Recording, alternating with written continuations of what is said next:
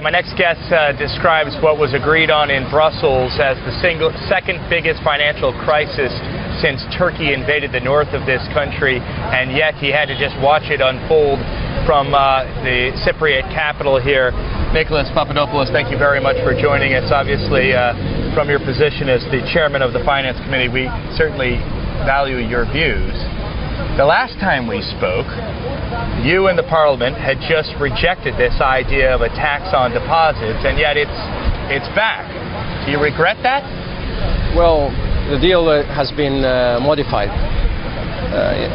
Some positive aspects of the agreement is that we have protected the small depositors, people that have accounts less than 100,000 euros. The crisis will end, stability hopefully will come back, and the banks that made the most mistakes pay more.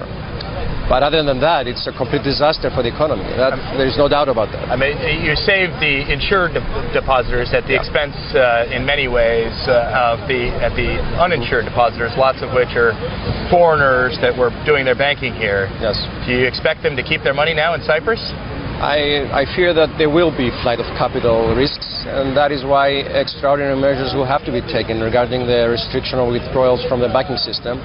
I can't predict how long these measures will be enforced, but they'll have to be there in order to regain the trust in the system and hopefully strive for more stability for the days to come. So these are the limits on withdrawals and closing accounts. Yes. When you say they'll have to be in place for some while, yes, how long might that be? I really cannot make such a prediction at this point. It's something that will have to be decided by the central bank and the government, and hopefully it won't be for long. But we're talking about at least for a month. So at least for a month. So at the end of January, there was something like 68 billion euros in Cypriot banks on deposit. Yes. How much of that you think will leave? Again, I cannot make any such prediction. But there is no doubt that the credibility of the banking sector in Cyprus has been severely affected. And the services sector also will suffer a great blow of this agreement. And that, in my view, is what is very unjust regarding the agreement reached for Cyprus. Unlike what happened in other member states of the European Union, the measures imposed on Cyprus are not to improve its economy or make it more efficient, but to destroy our economic model. You really believe that? It's definite. It's obvious. This agreement. The EU, the Troika, would set out to destroy Cyprus. Well, to destroy the model, but our economy will be severely affected. And it's obvious that this agreement makes no economic sense whatsoever. This is a political decision, and it was taken for this reason and this reason alone. Politically speaking, people like yourself, not everybody out on the streets, not everyone's very happy with the country's politicians right now. How serious do you think confidence has been shaken by this, and that there's a political crisis? Well, confidence has been eroded. It's not only been eroded for the banking system, the political system and the political institutions have also suffered. And I can't really say I blame the people, because based on our performance these past few years, they are totally justified in disapproving our performance. But would you bet money that the president will serve out his 5-year term? I really couldn't say. And what I wish to say, and what my message is to the Cypriot people, is that we are in a crisis.